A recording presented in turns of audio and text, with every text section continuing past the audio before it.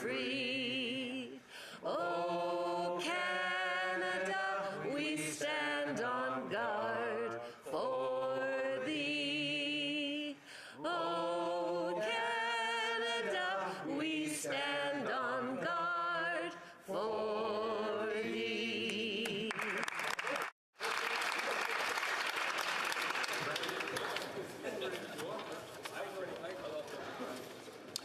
Statements by members. Déclaration de député.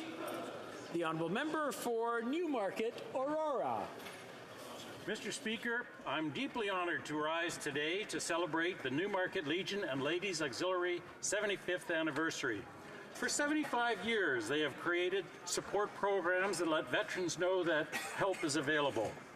And they continue to hold Remembrance Day ceremonies honoring the memories of those who made the ultimate sacrifice.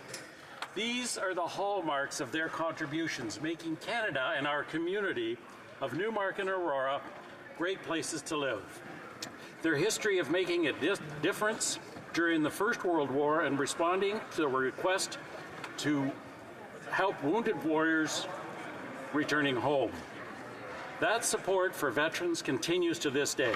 Let us celebrate their achievements, their long history of support and willingness to contribute to our community. To all our members at the Milton Wesley branch of the Royal Canadian Legion, thank you for all that you do. May the next 75 years be as rewarding to you as your organization has been to our community. Thank you, Mr. Speaker. The Honourable Member for Kootenay, Columbia. Mr. Speaker, as a former member with a son serving the RCMP, my thoughts and prayers are with the family of Constable Shaylin Yang and the RCMP members across Canada. Every day we ask our sons and daughters, our husbands and wives to serve, to keep us safe, and we pray that they come home. A cold and devastating quiet spread across our nation yesterday with the news that one of our own had been killed in the line of duty. Constable Shaylin Lang, an RCMP mental health and homeless outreach officer, was killed during an altercation while protecting a city employee at a homeless camp in Burnaby, BC. This is a senseless loss. Shaylin Yang was a loving wife, a sister, and a daughter. Shaylin's colleagues describe her as kind and compassionate, embracing her role with devotion, helping those who struggle with mental health and addiction. Our nation has suffered an immeasurable loss. May her memory be the inspiration for each of us to act on issues important to Constable Shaylin Yang. She will never be forgotten.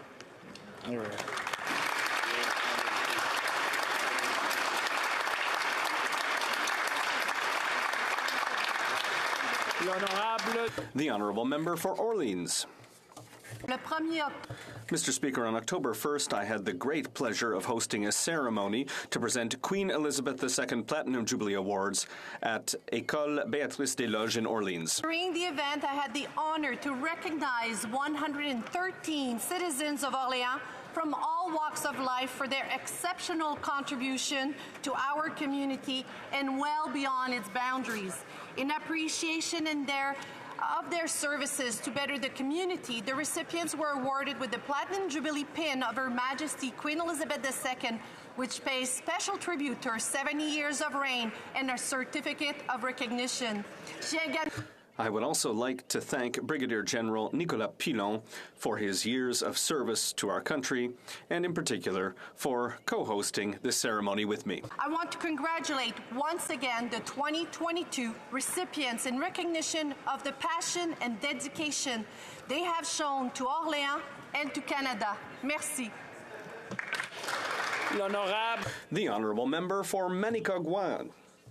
Mr. Speaker, on October 13, 1873, an emblematic figure of the defense of the French language and the rights of the Métis people was elected to this House, Louis Riel. Louis Riel must be celebrated for the respect of his ideals and for his devotion to meeting those. He was a symbol of affirmation and of resistance, and being a symbol cost him his life. Louis Riel fought the federal government, which attempted to repress the hopes of an entire nation, the Métis Nation, which asked simply to be heard, recognized, and to be allowed to exist. Injustices committed against Louis Riel continue today, as the federal government has never sincerely apologized for his execution. Mr. Speaker, the story of Louis Riel is closely linked to the story of Quebec, and the Bloc Québécois recognizes that. The affirmation of a nation, a culture, and a language is certainly the most fundamental quest for a people which wishes to achieve full sovereignty. Thank you, Mr. Speaker. The Honourable Member for Hull-Aylmer. Mr. Speaker, I'd like to take this moment to speak about the incredible work done by Centraide Outaouais, a key organization in our beautiful region. We know that the last few years have not been easy, but Centraide Outaouais has continued to set ambitious goals and make a real difference in people's lives. This year, their goal is to raise $4 million to fund 88 different partner organizations. For example, La Papatte Roulante in Aylmer, which provides delicious hot meals to seniors who, due to illness or other reasons, rely on them for good meals. The fight against poverty is a fight for all of us, and the work done by Centraide shows how, in the Outaouais, we help one another. Their work shows that there are solutions to the problems exposed by the pandemic. I encourage everyone who is listening to these words to be generous. And I wish great success to Centraide Outaouais. The Honourable Member for Chicoutimi-Le-Fjord. Mr. Speaker, being the coach of a sports team requires a great deal of work, perseverance, commitment, and sacrifice, and all of that without even knowing if one day of all of those efforts will pay off. Last weekend, Glenn Constantin, coach of Laval University's Rouge et Or football team, saw the fruit of his labors by establishing a new record for the most wins in Canadian university football by a coach, 197 wins. His constant focus on excellence year after year has allowed him to lead his team to 9 Vanier Cups. 9. That's very impressive. Obviously, the players have their role to play in that success, but without a great leader on the side, the results would quite possibly have been very different. I want to sincerely congratulate Glenn. I'm very proud of what he and his players have accomplished. Throughout a coaching career, there will always be ups and downs, but we can't forget one thing. Passion for your sport and a devotion to your team will always be a winning combination. The Honourable Member for Fredericton. Mr. Speaker, from food to art and everything in between, small business has so much to offer.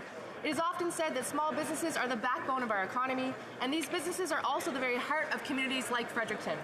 Walking around our city, you'll see countless small businesses founded by creative, innovative, and tenacious entrepreneurs, allowing Frederictonians endless opportunities to support local. As we celebrate, we must not overlook the many challenges and long-lasting impacts of the pandemic on local businesses.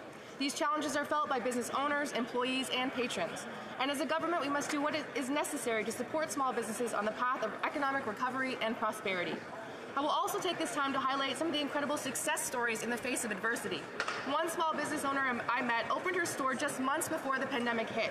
She decided to pivot her operation to a grocery delivery model and saw her business grow and thrive until 2 weeks ago when she announced the launch of a second location. Wow. That adaptive spirit is what we need to build prosperous communities. I join my voice to the ones of my colleagues to celebrate Small Business Week and to encourage all Canadians to shop local. The Honourable Member for Parkdale High Park. Mr. Speaker, the war Russia commenced in February against Ukraine is unjust, unlawful, and unacceptable. Now evidence clearly shows that Putin's war is also criminal. UN investigators, after visiting 27 towns, meeting with 150 victims, and inspecting sites of destruction and mass graves, have concluded, quote, based on the evidence gathered so far, that war crimes have been committed in Ukraine. This includes torture, summary executions, and sexual violence against children as young as 4, Mr. Speaker. As a former war crimes prosecutor on the Rwandan genocide, I know how difficult the evidence-gathering exercise is. But I also know that this work is pivotal to ensuring a successful prosecution. I applaud the work of the UN team thus far, and I urge them to broaden their investigations to include Izium, Leyman, and the targeting of civilian locations in Kiev this past week. The Russian perpetrators of these horrific war crimes must be brought to justice. I reiterate, the only acceptable outcome of this conflict is a decisive victory for Ukraine, intact, including the Donbass and Crimea. Slava Ukraini! The honourable member for New Brunswick Southwest. Mr. Speaker, I represent thousands of law-abiding firearm owners. They store their firearms safely and were each approved by the RCMP to legally purchase, own, and use them. Earlier this week, New Brunswick decided to reject the Liberal government's gun ban, gun grab. This is a positive and welcome move to keep limited resources focused on criminals, exactly where it belongs. Liberals have the wrong policy, spending hundreds of millions of dollars, as well as diverting police officers to confiscate legally purchased firearms from law-abiding Canadians. Worse, they expect provinces like New Brunswick to pay for it. Rural crime has exploded under Liberals because they are soft on repeat offenders. Federal laws must focus on stopping criminals and illegal guns from entering this country, not harassing law-abiding hunters, farmers, and sport shooters with legally purchased firearms. The honourable member for Niagara Centre. Mr. Speaker, in October 1873, Métis leader Louis Riel was elected to this House. Riel was never allowed to take his seat, but his election continues to resonate with the Métis. Riel inspired generations of Métis leaders who have fought for the nation and its citizens. The Métis Nation of Saskatchewan marked a milestone achievement with the transfer of the Batoche National Historic Site from the federal government this past summer, a pivotal step toward reconciliation. I would like to recognize the representatives of the Métis Nation of Saskatchewan who will be hosting a reception for MPs today, and to say thank you for your unwavering commitment to the future of the Métis Nation, Métis in Canada, and the advancement of all Indigenous peoples and rights holders. Thank you, Mr. Speaker. The honourable member for Kamloops Thompson Caribou. Mr. Speaker, our system of bail in Canada is broken. It's just not working. This government's failure to address Supreme Court of Canada decisions has created a catch and release system. This complaint is heard throughout Canada and in my home riding of Kamloops Thompson Caribou. Random attacks have become a prominent issue in cities like Vancouver and Toronto. Shockingly, the violent crime severity index is up 45% in Kamloops over the past 5 years. Mayors and citizens want this government to address prolific offenders. My private member's bill, Bill C-274, addresses the issue of prolific offenders and goes a long way to ending catch and release. It targets the most serious of offenders while still maintaining judicial discretion. It's time we act to make our communities safe. Will the Minister of Justice act, or will he sit on the sidelines?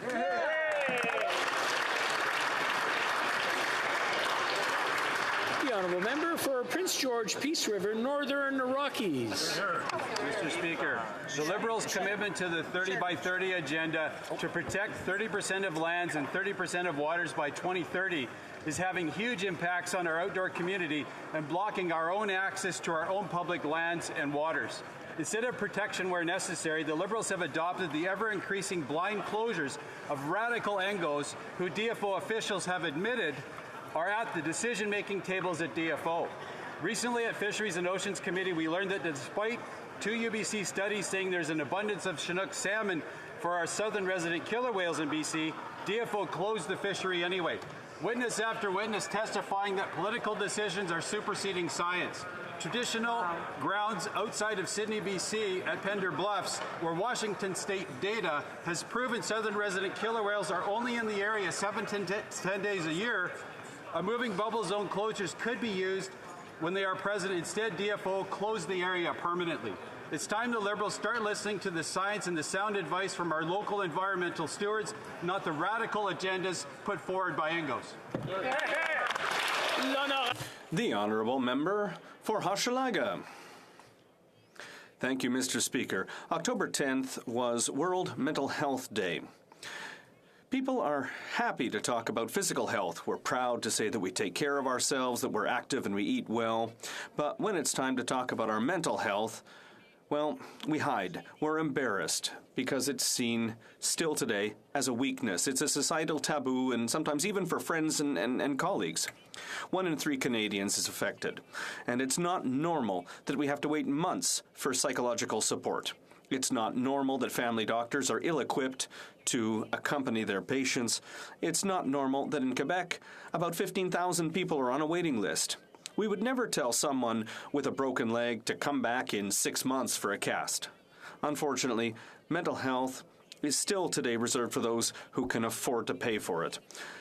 This is a public health crisis, and it's been made worse by the pandemic. We all know someone, a colleague, a member of our family who's suffering, and we all have a responsibility to act. Mr. Speaker, a people that's in good health is a people that can achieve anything. Thank you.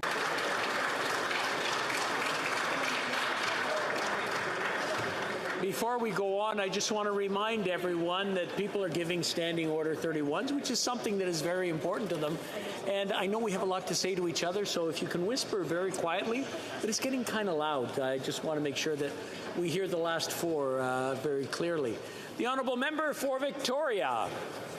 Mr. Speaker, on October 15th at 7 p.m., families light candles in recognition of Pregnancy and Infant Loss Awareness Day, to remember these losses, as well as to acknowledge the unique grief that bereaved parents experience.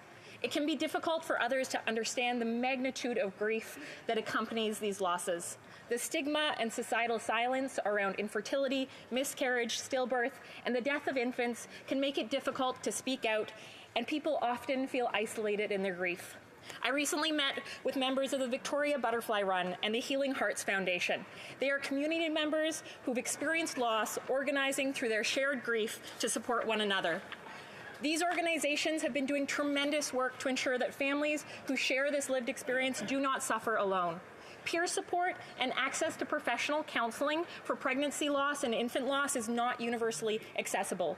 This is one of the many reasons that we need a national perinatal mental health strategy, one that includes these families. October is Pregnancy and Infant Loss Awareness Month. Let's come together to support the families that experience this kind of devastating loss.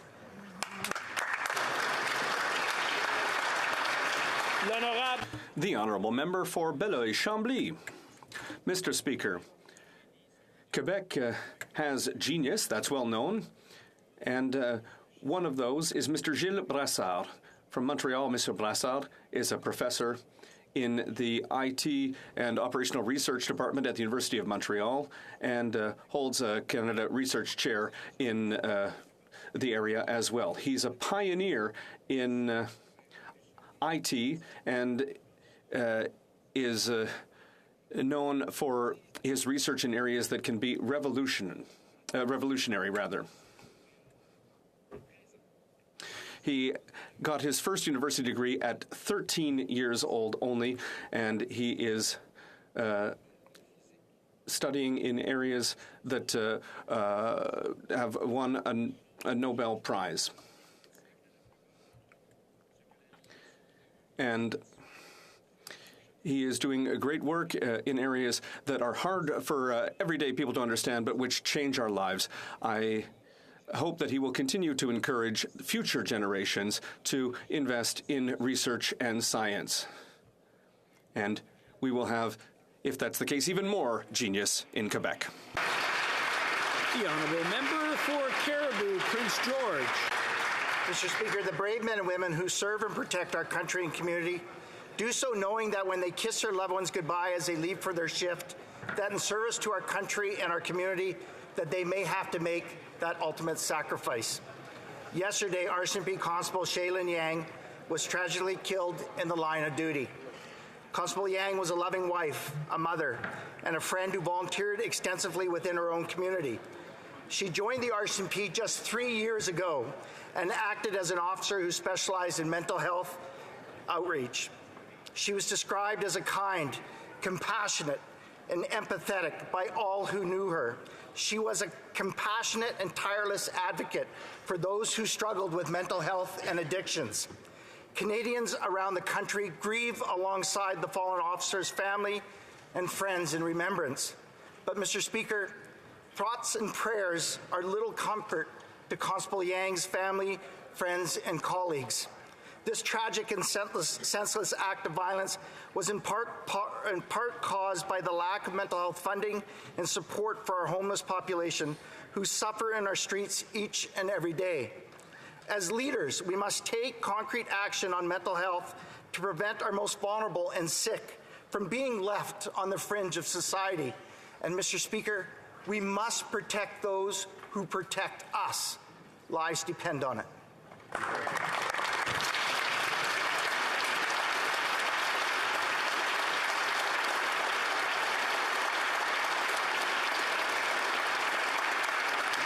The honourable member for Mississauga, Streetsville. Mr. Speaker, I am proud to rise today to highlight that October is Women's History Month in Canada, and this year marks the 30th anniversary. This is a time to celebrate the achievements of women from our past and present who have contributed to building a better and more inclusive Canada for all of us. October 18th, 1929 marked an incredibly momentous day in our history when the highest court of appeals granted women in Canada the legal rights as a person. This historical decision, now known as the Persons Case, paved the way for women to become active in public and political life in Canada. Today we honor the famous five: Emily Murphy, Nellie McClung, Louis McKenney, Irene Parlby, and Irene Muir-Edwards, who helped pave the way for gender equality and those who work to expand and strengthen these rights for generations to come. I would like to wish everyone a happy Women's History Month. Thank you, Mr. Speaker.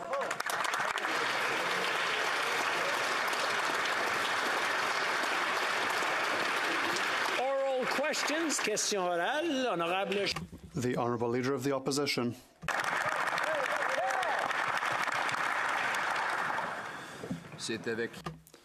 It's with sadness that we express our love for the family of Constable Yang.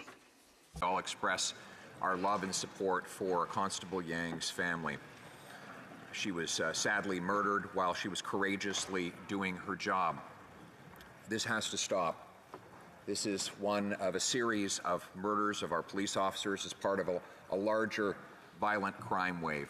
What changes will the Prime Minister make to policies to put this crime wave to an end? Honourable Prime Minister. Our heart goes out to the family of Constable Yang, to the community, not just in BC, but right across the country, where we know we've seen murdered police officers in Ontario and elsewhere across the country as well. We need to do more to step up on our mental health funding, as the honourable member before mentioned. We need to make sure we are giving our frontline police officers the tools to be supported as they encounter difficult situations. We need to make sure that they are not the only mental health workers out there accessible to so many people, but unfortunately they have been extraordinary at it, but we need to provide better support. Provinces and the federal government need to work together to fund more mental health supports. Honourable Leader of the Opposition. Canadians are also suffering with the skyrocketing increases in the price of food. Today we learned food prices are up 11%, 17% for bread. Pasta is up 23%, lettuce 21%, flour 24%. The Prime Minister's solution, of course, is to raise taxes on food with a carbon tax hike that will triple the tax on the cost of transporting and producing food in the first place.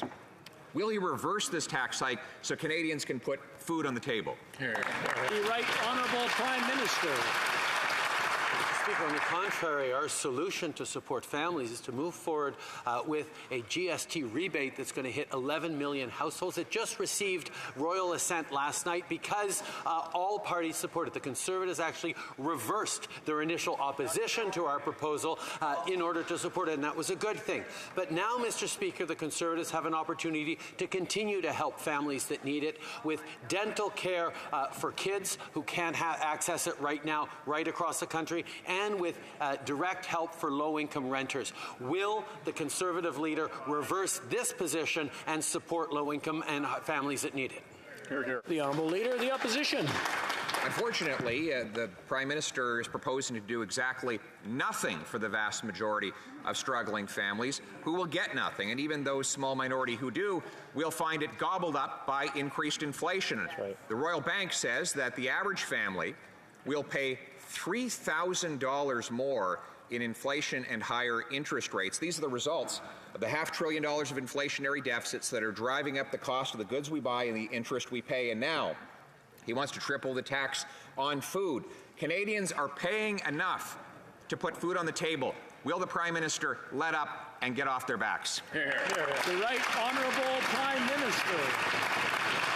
Mr. Speaker, if the Leader of the Official Opposition wants to help Canadians, why is he not stepping up to help Canadian families give dental care to their kids? We're talking about $1,300 over the next 2 years to support families that need it across the country. And we're talking about direct support to low-income renters. This is money that can make a huge difference in Canadians' family and Canadians' lives. But the reality is not only do they not support it, they're trying to do everything they can to block it and even kill our support for these families. Honourable Leader of the Opposition. The vast majority of Canadians aren't admissible to this sum. And even those who will receive it will see it disappear because inflation will cost $3,000 more to the average household family here in Canada next week, according to the Royal Bank of Canada. Canadians cannot pay anymore, but the Prime Minister just wants to add to the burden. Will he cancel his plans to continue with these deficits and these inflationist taxes? The Right Honourable Prime Minister. I'm trying to understand the Leader of the Opposition's logic, who says that inflation is so high, that costs are so high, that it's completely useless to do anything. Quite the contrary, Mr. Speaker. We are here to help people concretely and tangibly with assistance with the GST credit. We are here to help families who have children who are under 12, who cannot afford dental care. And we are here to help renters, low-income renters, with their rent this fall. Why are they not here to help these families? All we see are excuses. We want them to support us in our measures to help Canadians. The Honourable Leader of the Opposition. Have gone up most in price are those that we can produce right here in Canada. Bread, pasta, flour. We grow wheat in this country. We should be able to deliver it to people's kitchen tables affordably. But the Prime Minister wants to raise taxes on the people who do the growing of our food and the delivering of it to our grocery stores. Even the Governor of the Bank of Canada says that inflation in Canada increasingly reflects what's happening in Canada. This is homegrown Liberal inflation. Why doesn't the Prime Minister stop raising the prices on Canadians so that they can put food on the table? The Right Honourable Prime Minister. Mr. Speaker, let us be very, very clear.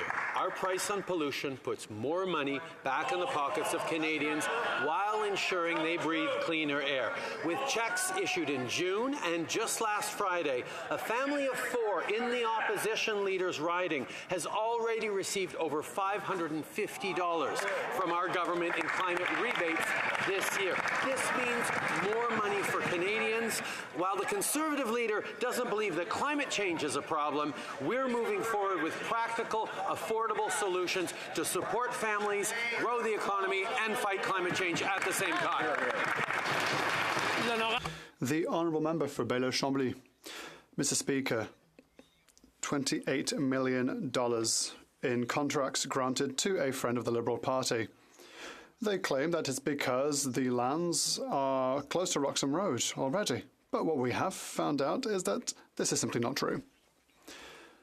Instead of giving taxpayer money to Liberal buddies, why can't the Prime Minister find a way to decently welcome asylum seekers at regular stations by qualified individuals? The Right Honourable Prime Minister. Mr. Speaker, we make sure every day that our asylum system remains robust and humane. There is no magic solution, but we'll continue to be here for people to make sure that our values are reflected in our immigration systems. It is clear that we must continue to work on the question itself, including with the United States of America, to have a sustainable solution, and we will continue to be here to represent our values and welcome people in a responsible way. The Honourable Member for Bailleul-Chambly. Not too long ago, the Prime Minister and the Deputy Prime Minister were consulting each other before putting forward their position. And so they wanted to bring labour through Roxham Road, apparently. Cheap labour. If the government has a concern for labour, then there are already people who would like to come to Canada, discriminated African Francophone students. Why is that the case? The Right Honourable Prime Minister. Mr. Speaker, we have zero tolerance for racism and discrimination in any form, including systemic discrimination. We are looking at the impact of our policies and programs on racialized clients to ensure that they are just and fair for all those who wish to come study in Canada. The department has to implement immigration policy and laws without discrimination, and I know that the Minister is working on the file. The Honourable Member for Burnaby South. All New Democrats, I want to express our condolences to the friends, family, and colleagues of Constable Yang and the horrific killing that was experienced in Burnaby. New inflation data published today clearly shows that the cost of groceries just keeps rising. It is very difficult for families.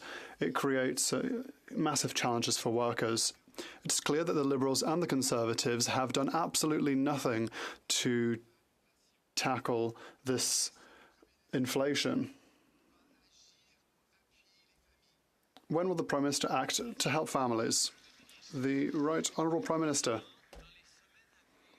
Mr. Speaker, in the weeks to come, 11 million Canadian households will receive the GST tax credit. That will greatly help them, almost $500 for a number of families. Money for 11 million households. This is a huge difference. Conservatives have changed their ideas, and now they're going to be supporting our solutions. We hope that we will be able to help people now with their dental care and rental assistance, and we will ask all parties in this House to join us in accelerating these deliverables for Canadians who need it. The Honourable Member for Burnaby South. The new inflation numbers are deeply troubling. We see the cost of food continue to rise. It's hit a record 11.4%. We know that the Liberals and the Conservatives don't have the courage to take on greedflation, but we do. We forced everyone in this House to support our motion to tackle greedflation. We know that the PR stunt from Galen Weston isn't good enough. Will the Prime Minister implement our solutions to support families now? Hear, hear. The Right Honourable Prime Minister. Mr. Speaker, we know Canadians are struggling with the rising cost of living, which is why when we came back to the House this fall, we brought in immediately measures to double the GST credit over 6 months for close to 11 million households. And that was something that fortunately all members of this House supported, including the Conservatives, who reversed their earlier objection to our proposal and then supported it. Now we need all parliamentarians to come together and make sure that we're supporting families who need to pay for dental care for kids under 12 and move forward on direct support for low-income renters. All parliamentarians can stand together and do it. The Honourable Member for Calgary, Forest Lawn. Mr. Speaker, the Prime Minister's failed policies and direct attack on our responsible energy sector has caused higher prices and a cost of living crisis in this country. Groceries went up another 11.4%, gas is up 13.2%, utilities up 12.8%. Out-of-control spending, cancelled and blocked energy projects in Canada, and this Prime Minister's carbon tax is causing unjust inflation. Will this Prime Minister stop punishing Canadians and cancel his plans to triple the tax on groceries, gas, and home heating? The Right Honourable Prime Minister. Mr. Speaker, we know Canadians are struggling with this global inflation crisis caused by the end of the pandemic, by the stresses on supply chains, by the illegal invasion by Russia of Ukraine. I'm just going to interrupt the Right Honourable Prime Minister for a moment.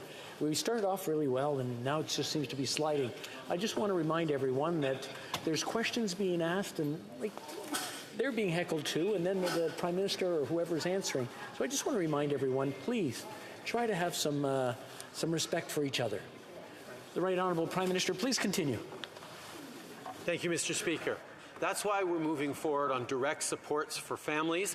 We know that even though the Leader of the Opposition came out in opposition to our GST credit for Canadians when we first announced it, it was members of his caucus who told him that no, they would support it, and eventually they reversed their position. Will now members of his caucus tell him they should support dental and rental supports? The Honourable Member for Calgary Forest Lawn. The reality is Canada is falling apart under this Prime Minister and more unaffordable than ever. Average rent in Canada is now over $24,000 a year. $500 rent checks won't even pay for 1 week of rent right now. And because this Prime Minister doesn't think about monetary policy, it has never been more unaffordable to buy a home in Canada. Massive rate hikes have pushed homeownership costs to 60% of median household income. Will the Prime Minister take responsibility for his unjust inflation and cancel his plans to triple the carbon tax on groceries, gas, and home heating? Right Honourable Prime Minister. Again, Mr. Speaker, I'm having a hard time understanding the logic that the Conservative Party seems to be putting forward today. They seem to be saying because our help for low-income renters is only $500 that we're proposing, they might as well get nothing. Well, I can tell you, Mr. Speaker, maybe Conservatives don't know this, but $500 to low-income renters will make a huge difference for an awful lot of people as the winter approaches. That's why we're there to support Canadians who need it. It is inexplicable to me that the Conservative Party continues to stand against delivering $500 checks to families that need it to pay the rent before Christmas. The Honourable Member for Mégantic-l'Érable. Mr. Speaker, a few facts for the Prime Minister. 100% of Canadians will have suffered the consequences of inflation. 80% of Canadians are worried about their finances due to the rising cost of living. 72% of Canadians feel that they pay too much tax. The cost of food alone has risen by 11%, the largest increase since 1981. The Liberals' inaction has led to an ever-increasing inflation at nearly 7%. Mr. Speaker, why does the Prime Minister want to make people's lives even harder by taking more money out of the paychecks of all Canadians on January 1st? The Right Honourable Prime Minister. Mr. Speaker, I completely agree that Canadians are facing difficult times. That is the reason for which we have proposed direct assistance to families and low-income renters, to families with children under the age of 12 who cannot pay for dental care for their children. What is inexplainable is that the Conservative Party decided that it would not support these measures that Canadians really need. Measures here to help people. Why are the Conservatives refusing to help Canadians who need help today? We are here to do so. Why aren't they not? The Honourable Member for Mégantic-l'Érable. Because no one believes as Prime Minister anymore, Mr. Speaker. That is the reality of the matter. He's lost all credibility with regards to public financing. Mario Dumont reminded us this morning that the Prime Minister made a promise in the first speech from the throne. Interest rates will stay low forever, Mr. Speaker. Today, young families are at risk of losing everything because of rising interest rates and the Prime Minister's incapacity to manage public finance. Will he renounce on raising taxes on paychecks on January 1st? Yes or no? The Right Honourable Prime Minister. Mr. Speaker, what we have here is a complete disconnect in the Conservatives' approach with regard to the economy. We have been here to help families who need it during the pandemic, and the Conservatives, despite Conservative objections, we've been able to help millions of families. Mr. Speaker, guess what? The economy has come back in strength since the pandemic. We continue to do so, and that's what we're proposing to help families with the cost of living, with assistance for low-income renters, assistance for dental care, and the Conservatives are once again trying to block these families from receiving aid. We don't understand their economic approach. We on our side will be here for Canadians. Haldeman, Norfolk. The current cost of living crisis is caused by this government's reckless and irresponsible spending. Canadians cannot afford basic necessities anymore. I recently received emails from people from all over the country telling me that for the first time ever, they could not afford to buy a turkey and even some food items for Thanksgiving dinner. Canadians are suffering, Mr. Speaker. Will this Prime Minister show some compassion on Canadians that are struggling and cancel his plans to triple taxes on gas, home heating, and groceries? The Right Honourable Prime Minister. The supposed preoccupation of Conservatives with the cost of living would be slightly more believable if it wasn't for the fact that they are standing in the way of delivering $500 in extra support to low-income renters between now and Christmas, if they weren't standing in the way of giving $1,300 in extra access to dental care for families with kids under 12 who need that support. We know that low-income families and middle-income families could greatly benefit from that help. Why are Conservatives not standing up for those families? The Honourable Member for Haldeman, Norfolk. Mr. Speaker, the Prime Minister knows that the policies proposed by the Liberals will not reach the majority of Canadian families. Yet Canadians are making immense sacrifices just to get by. People are even rationing food. Amy, a first-time mother in my riding, recently wrote to me in desperation. She was worried about not having the basic necessities to raise and care for her baby. This Prime Minister's obsession with taxes is taking away the ability of average people like Amy to afford basic supplies and keep warm during the winter. When will this Prime Minister stop punishing Canadians and cancel his plan to triple? Well, Prime Minister. Our heart goes out to Amy and families like her across the country who are dealing with rising cost of living. But we also know that Amy will now have access to significant savings in childcare for her little one. We know that with our move to get down to $10 a day childcare, to see childcare costs slashed in half across Ontario and indeed across the country will make a huge difference in her ability to afford the other things that are necessary for her family. My question then is, if the Conservatives are so filled with compassion for those families, why are they standing in the way of support for families and even stood in the way of rent of... L'Honorable. The Honourable Member for Bailey-Chambly.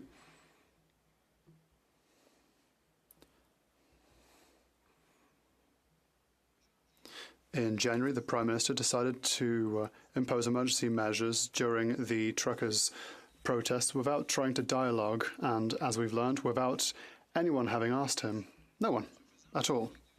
Instead of rectifying a crisis, it led to worsening it. Will he admit, well, it's up to him, that either he was very gauche or did he act for political means? If it's the latter, then good God, which ones? The Right Honourable Prime Minister. Mr. Speaker, we invoked the Emergency Measures Act in a responsible way, in a wary way, and in a time-limited way, in a way that fully respected the fundamental rights and freedoms of Canadians. We have done this because the situation required it. I'm very happy that now there is a public inquiry that's happening that will allow all Canadians to see what we saw at the time. This was an illegal occupation. It was a real problem, not only for the residents of Ottawa and throughout the country, but also for our economy and for the well-being of our democracy. We did what we had to do in a responsible way. The Honourable Member for Bailey-Chambly. Well, I don't think that's what Canadians will see, but I propose that we replace the oath to the King with an oath to the truth. Because a bit more truth in this chamber would go a long way. The government granted $28 million of contracts to a friend. There's racial discrimination against African students. The government has imposed emergency measures that were not to be imposed. is the Prime Minister frequently channeling the House towards not necessarily the truth. The Right Honourable Prime Minister.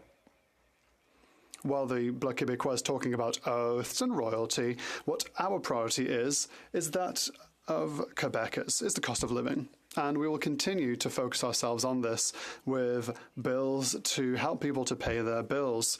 Our bills to put hundreds of dollars back into the pockets of Canadians to allow children the dental care that they need.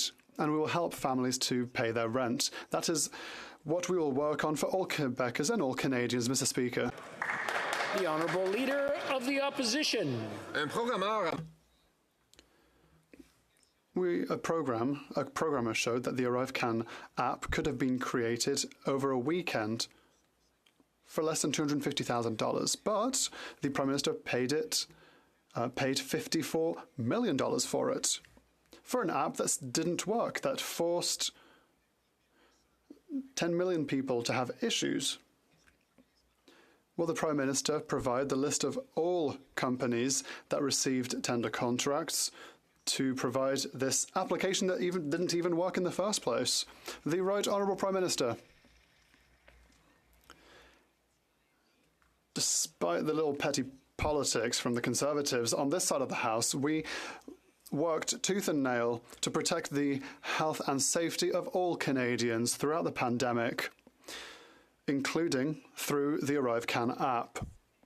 The amount includes, of course, much more than the developers' fees. It's extra services, the IT services, updates, call centres and future costs. So we will continue to make sure that there's an optimal use of taxpayer money whilst protecting them every single day and every single night. Well, it's good to know, but no surprise, that the Prime Minister thinks that $54 million is just a petty matter.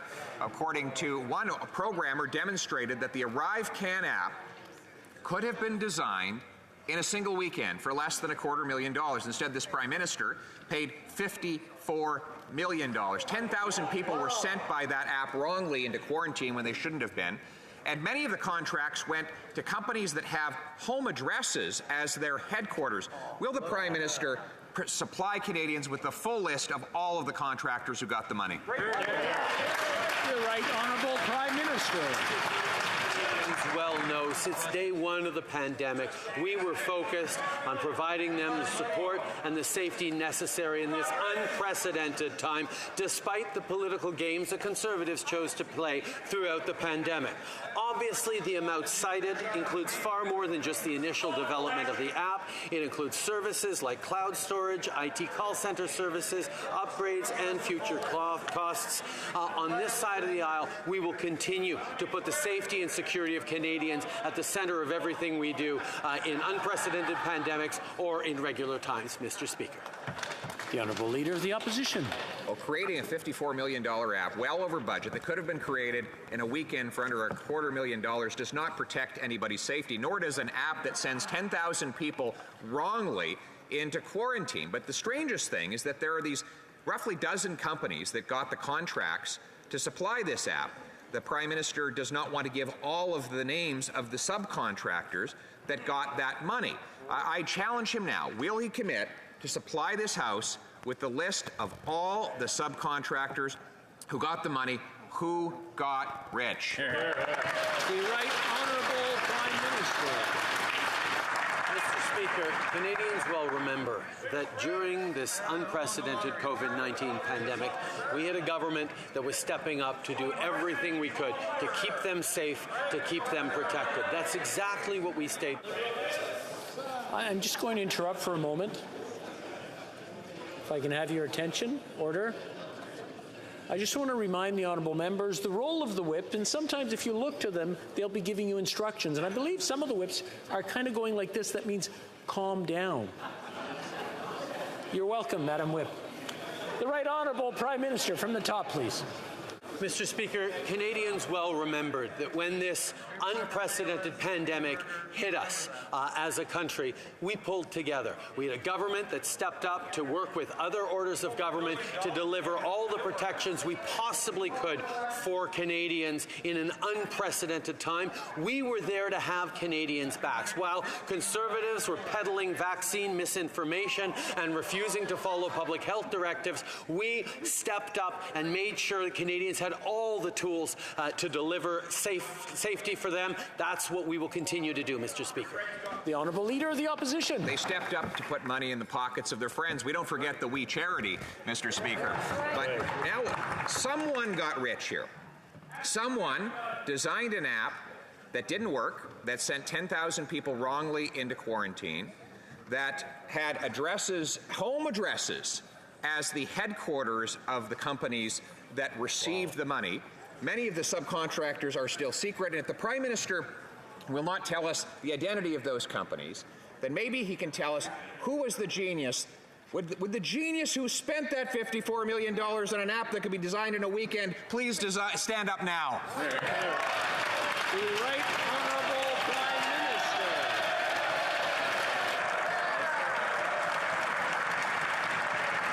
Mr. Speaker, our focus throughout this pandemic was being there to support Canadians. And before the member of the opposition criticizes me again for that, we spent billions, tens of billions, hundreds of billions of dollars to support Canadians through this pandemic, with direct income supports, with supports for small businesses. And we did that because we knew that being there for Canadians through an unprecedented, difficult time would ensure that our economy would come back faster after it. That's exactly what happened, Mr. Speaker. We were there for Canadians while Conservatives can criticize us every step of the way. The Honourable Member for Burnaby South. Thank you, Mr. Speaker. The CLC put out a report by Jim Stanford which highlights some serious concerns with the Bank of Canada's approach to inflation. They lay out two mandates the Bank of Canada must follow. One, to keep inflation in check, and two, to encourage maximum employment, sustainable employment. Well, given the fact that the increased interest rates of the Bank of Canada will not address the root causes of inflation, they're going to certainly create a self-induced recession, which will result in massive job losses. Does the Prime Minister agree with the Bank of Canada's approach? Right Honourable Prime Minister. Mr. Speaker, on this side of the House, we support the integrity and independence of our institutions. Canada has a long and storied history of strong institutions, from the Supreme Court to the Bank of Canada, that manage in counterpart with the work that is done in this House to serve Canadians, and we will continue to defend the integrity and the independence of those institutions, unlike, apparently, multiple parties on the other side of the aisle. The Honourable Member for Burnaby South. New Democrats have a rich tradition of calling out institutions which end up exploiting people or hurting people. And it's clear that the government of Canada sets the mandate. Now, this very same Bank of Canada, the governor has stated to employers, discouraging them to increase wages to keep up with inflation, which is ludicrous because there's absolutely no evidence that high wages have in any way contributed to inflation. In fact, wages have not kept up with inflation historically. So does the Prime Minister agree with the Bank of Canada discouraging employers to increase wages to keep up with inflation? Honourable Prime Minister. Mr. Speaker, allow me to pause right now and salute and thank all the union leaders across the country who've been strong in fighting for better wages for their workers, working in partnership with this government in an unprecedented way to ensure that we're growing the middle class and helping people working hard to join it. We will continue to make sure that we're working with labor, we're working with bargaining agents, we're working with workers to ensure that they're getting paid well for the work they're doing, that they can support their families and their communities. We will do so in a way that Canadians expect us to. The Honourable Member for Calgary Skyview. Mr. Speaker, we recently learned the good news that over 2.5 million Canadians have now been lifted out of poverty since 2015. Yet some of my constituents are still concerned about the rising cost of living. What are the latest actions our government is taking to help my constituents and all Canadians make ends meet? Honourable Prime Minister. Mr. Speaker, I want to thank the member for Calgary Skyview for his question and for his hard work.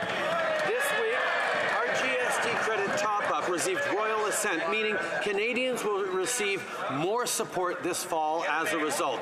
And even as we fight climate change, we're putting more money back into Canadians' pockets. A family of 4 in the members' riding has received over $800 in climate action incentives so far this year. Unlike the Conservative approach of bitcoins and buzzwords, we're talking about real action to make life more affordable for all Canadians. Well, member for Kildonan St. Paul. Mr. Speaker, something has gone seriously wrong in this country. There's been a 32% increase in violent crime over the past 7 years, and Canadians are feeling the impacts across the country. The fact is our neighbourhoods are less safe now than they were 7 years ago when the Liberals first formed government. The Prime Minister is failing to act to protect Canadians. Why? Good question. Honourable Prime Minister. Mr. Speaker, I can tell you what won't make our communities safer. Moving back on gun control. We have moved forward with strong measures on interdicting assault weapons, on freezing the market on handguns, and these are things, unfortunately, the Conservatives continue to stand against. They want to make assault weapons available again to Canadians. They want to make handgun purchases available once again to Canadians. We are going to continue to stand for stronger gun control, even as we invest in communities, even as we support our police forces, even as we stand forward to create a safer Canada. The honourable member for Kildonan St. Paul. Mr. Speaker, there have been over 124,000 additional violent crimes last year than there were in 2015. The Liberal approach is clearly failing Canadians. Right. Crime is on the rise, and it's Canadian families who pay the price. The Prime Minister and the federal government have the real responsibility to act. The buck stops with them. They can't just stand by and be passive observers. And the time for action is today. When will the Prime Minister take decisive action to protect Canadian decisive action, thank you, members, decisive action to protect Canadian families from violent criminals? Thank you, Mr. Speaker. Honourable Prime Minister. Mr. Speaker, I am extremely encouraged to hear Conservatives bringing up questions like this, because it means maybe they're going to actually support us in our strengthening of gun control measures. Maybe they're going to finally stand behind us in our banning of assault weapons that are no longer free to buy, sell, or use anywhere across the country. We're moving forward on a freeze on purchase of handguns across the country. If the Conservative Party is deciding to support that, that's good news for communities across the country. We're going to continue to stand with families. We're going to continue to stand against domestic violence. We're going to continue to be there for communities that need support in the face of rising violence. The honourable member for Charlesbourg-Haute-Saint-Charles. Mr. Speaker, at the Ethics Committee, the Liberals tried their darndest to protect the winner of the untendered contract for premises near La Colle, but the Prime Minister is refusing to disclose the amount, the secret amount, and the identity of the owner of the property right at the entrance to Roxham Road. Can the Prime Minister tell us who owns the property at Roxham Road and the value of the contract? The Right Honourable Prime Minister. Mr. Speaker, we all know how important our immigration system is to Canadians. It's a fair system that's solid, and it supports the growth of our economy and our communities. It's important that we keep a close eye on that system to ensure that our shared values as Canadians are supported while we welcome asylum claimants. We will always do this properly. We will always ensure the rules are followed, and we will always be there to ensure that the way we receive people fleeing violence and other problems in the world are treated in accordance with our values. The Honourable Member, the Prime Minister's not answering my question at all. My question had nothing to do with refugee claimants. It had to do with contracting. We know about the contract with Mr. Gay in La Colle, but a fair piece away from there's Roxham Road, and we don't know how much the government is paying somebody for that land, using that land. Can the Prime Minister tell us who is the owner of that land and how much the Government of Canada is paying for that tiny piece of land? The Right Honourable Prime Minister. All members know that contracts having to do with Roxham Road were granted by officials in accordance with all the rules and principles that have been established. The contracts are always done in accordance with the rules, and we'll always make sure of that. The Honourable Member for Avignon, Lamitis, Matane-Matapédia. Mr. Speaker, the Deputy Prime Minister announced that Canada will accelerate energy projects to export more oil and gas to Europe. The Liberals are using the war in Ukraine as an excuse to produce and sell even more fossil fuels in the middle of a climate crisis. Talk about champions of the environment. I have a quiz for the Prime Minister, who said last week the war in Ukraine shows that if Canada doesn't produce natural gas, the market will be monopolized by polluting dictatorships like Putin's. Was it the Deputy Prime Minister in Washington or the Conservative leader in La Pocatière? The Right Honourable Prime Minister. Mr. Speaker, the illegal invasion of Ukraine by Russia has changed things for a lot of people in Europe. They need energy for this winter and for the winters to come. So yes, Canada is there to help alleviate this world energy crisis caused by Russia, but we're also standing with our European partners to accelerate the transition to renewable energies. That's why we've invested so heavily in the transition, the green transition here in Canada, and that's why we're supporting people who are developing technologies to capture carbon, because we're heading for a carbon-neutral world. The Honourable Member for Repentigny.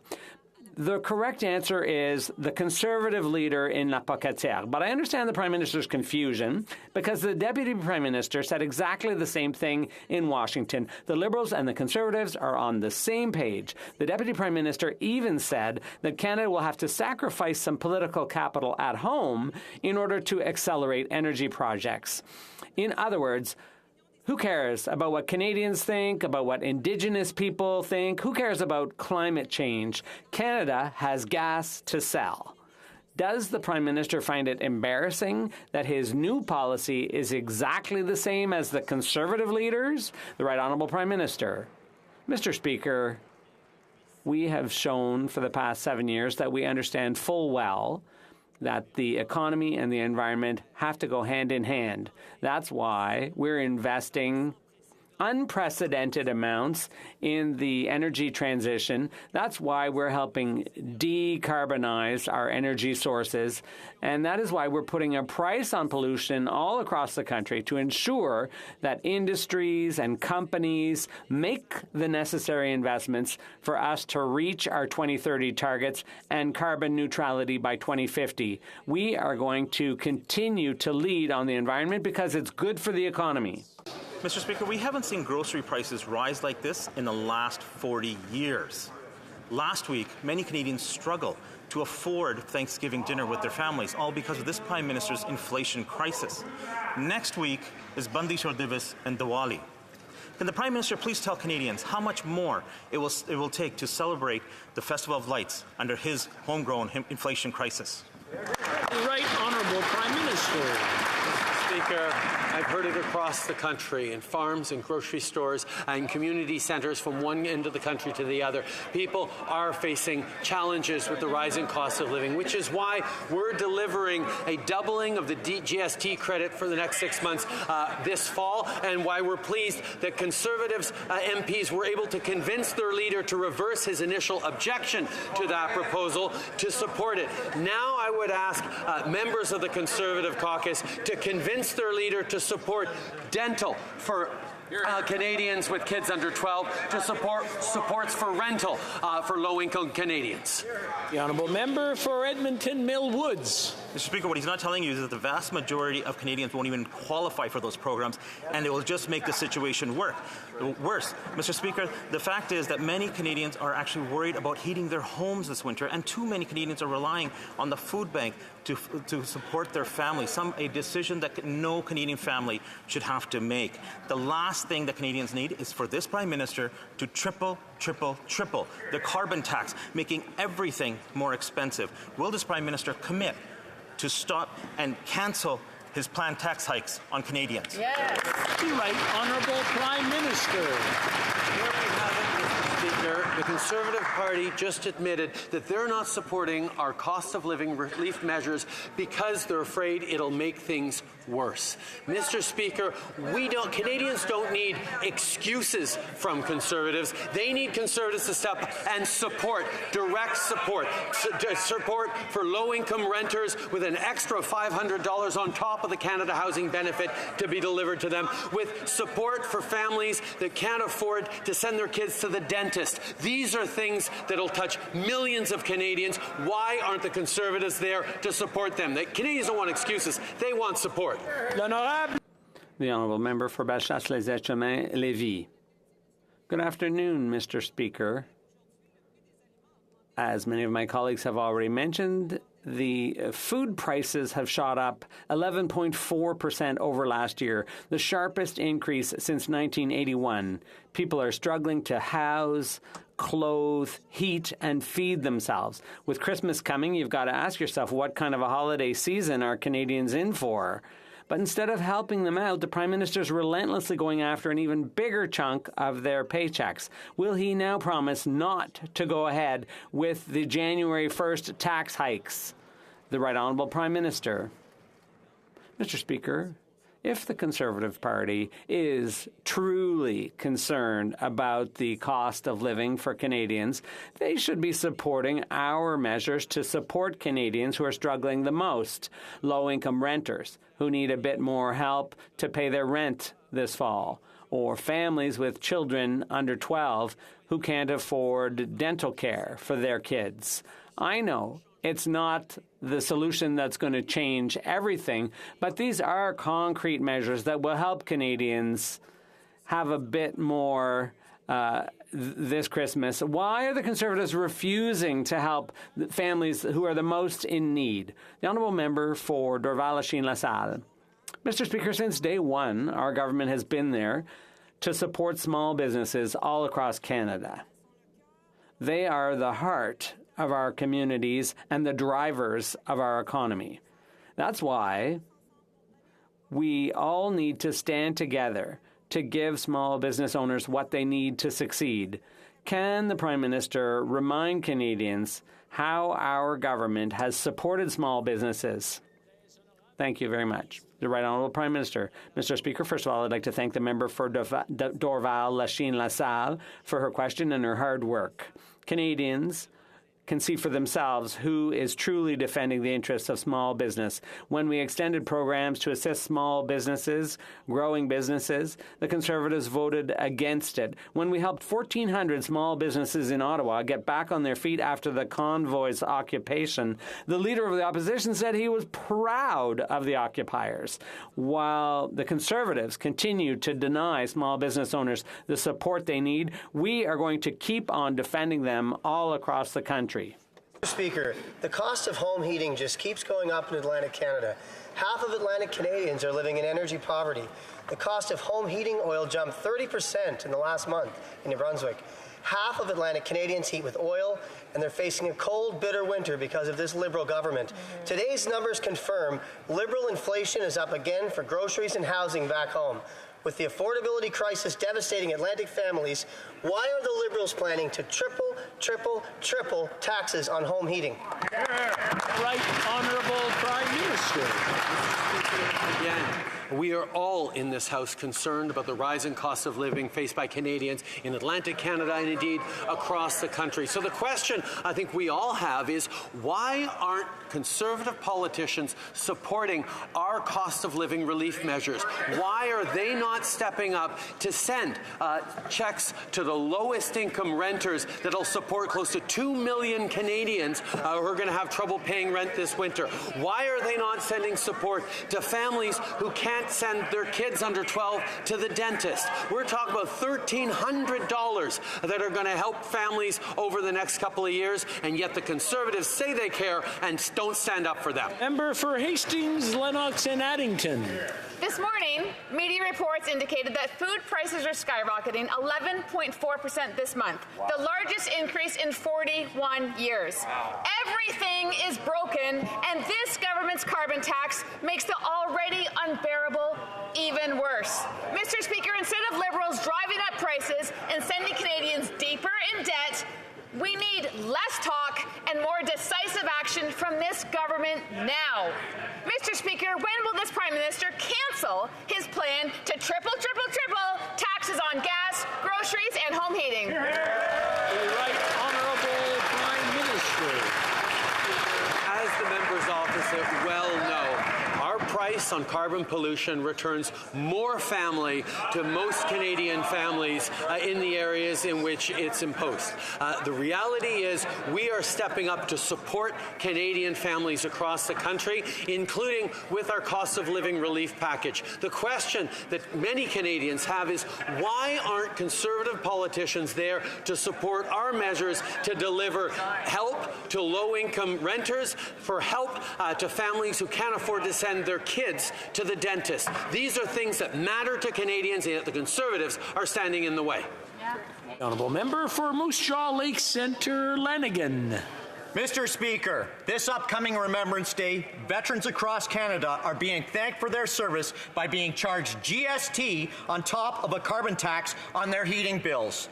A tax on a tax on a tax. Heating a home during winter is a necessity. Mr. Speaker, why won't this Prime Minister cancel his plans to triple his tax on home heating and axe his tax on tax? The Right Honourable Prime Minister. Mr. Speaker, despite Conservative misinformation, the reality is, with our price on carbon pollution, more money is returned to 80% of families in the areas in which it's imposed than they pay in these taxes. That is a fact that Conservatives have been avoided. So as the carbon price increases to give predictability signals to businesses to continue to invest in reducing their emissions, Canadians keep getting more money back. We are going to continue to deliver for Canadians. We're going to continue to stand up to support Canadians who need it. The Honourable Member for Hamilton Mountain. This government is committed to the collective bargaining process to protect workers' rights, pay, and power. One of the first things we did after we formed government was to repeal the Conservative anti-worker legislation that made it harder for unions to fight for workers. Legislation the Leader of the Opposition supported. Hamilton Labour leaders tell me they were relieved and grateful that our government took this swift action. Can the Prime Minister update the House on what our government is doing to eliminate the use of replacement workers during strikes and lockouts so the workers have more power and fairness at the negotiating table? Honourable Prime Minister. Speaker, I'd like to thank the member for Hamilton Mountain for her hard work and her constant advocacy for workers. As a cabinet minister in the Harper years, the Conservative leader actively supported anti-union legislations like 525 and 377, and he's still attacking supports for workers today. Today, our government launched consultations on eliminating the use of replacement workers during strikes and lockouts. This government will always be on the side of workers, while the Conservative leader gatekeeps Canadians out of safer, good-paying jobs.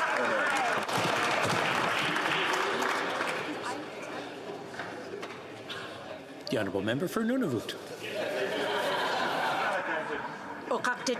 When I visited Kugaruk, I was told the consequences the housing boards face when they say no to an applicant. One decision resulted in turning away a young pregnant woman because there were no houses available. In hopelessness, she completed suicide. The Housing Board suffers this decision while this government continues to fall short on meeting the housing needs in Nunavut. When will this government finally take on the burden that Nunavut face every day and act on the housing crisis to save lives? The Right Honourable Prime Minister. Mr. Speaker, our hearts break at hearing stories like that. Obviously, it is unacceptable. That is why we are continuing to step up, including in working direct partnership with Premier Achiagok to ensure that we're delivering housing investments in the North. We know that the needs are great, and we know we need to continue to step up. We have strong programs, big investments that are going in, but we need to do more. We recognize that. We will be there. The Honourable Member for Kitchener Centre. Mr. Speaker, yesterday MPs from all parties unanimously voted to move the Canada Disability Benefit Act to committee, following the calls of disability advocates across the country. While this is an important milestone, nothing changes for Canadians with disabilities until the benefit is actually funded. That's right. People with disabilities living in poverty desperately need us to get this done. Will the Prime Minister commit today to funding this benefit by Budget 2023? The Right Honourable Prime Minister. Mr. Speaker, we know that Canadians living with disabilities face unacceptably high levels of poverty. We know how much important work there is to continue to do. That's why we've moved forward over the past number of years with historic steps in the right direction. But, Mr. Speaker, we agree entirely. There is much more to do. That's why we're pursuing these important measures. We're moving forward with these legislations, and we are going to continue to be there to ensure that we are supporting Canadians living with disabilities so they can fully participate in all the ways all of us need them to be able to do if we're going to be the country we want to be. I'm afraid that's all the time we have for questions today. I understand that there have been discussions among representatives of all parties in the House, and that there is an agreement to observe a moment of silence in honor of the fallen RCMP officer, Shaylin Yang, in Burnaby, British Columbia.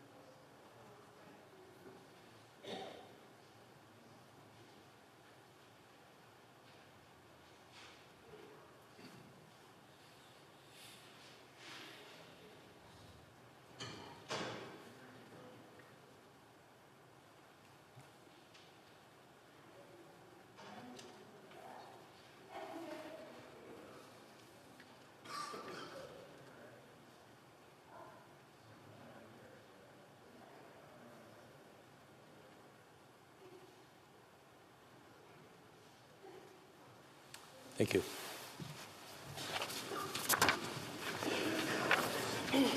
The House will now proceed to tributes in the memory of our former colleague, the late Honourable Bill Blakey.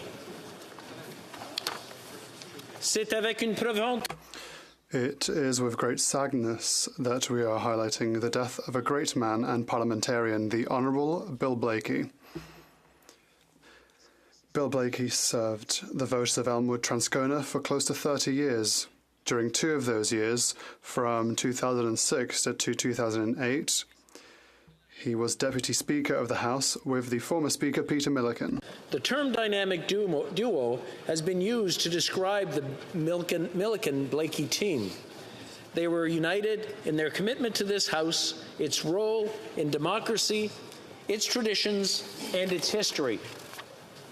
I understand that there were no procedures or processes too arcane for these devotees and scholars of Parliament. At one time, I had the good fortune to serve with Bill Blakey on a standing